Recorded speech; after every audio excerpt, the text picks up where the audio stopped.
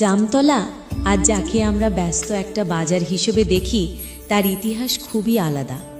একসময় এই জায়গার নাম ছিল শশী মণ্ডলের হাট।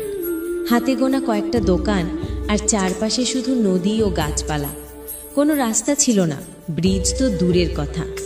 তখন দূর দূরান্তের মানুষ নৌকায় চেপে এখানে বাজার করতে আসতেন। সেই যাত্রার শান্তি, কুয়াশার ভোর, নদীর হাওয়া সব মিলে হাটটা ছিল আলাদা এক অনুভূতির। সময় বদলেছে, এখন নদীর ওপর দাঁড়িয়ে আছে বিবেকানন্দ ব্রিজ। এসেছে রাস্তা, আলো, দোকান, হোটেল, স্কুল, কলেজ, হাসপাতাল, নার্সিংহোম, পাওয়ার হাউস সব মিলিয়ে আজ জামতলা এক আধুনিক বাণিজ্য কেন্দ্রে পরিণত হয়েছে। তবুও মানুষের মনে আজও রয়ে গেছে সেই সোনালি দিনের স্মৃতি।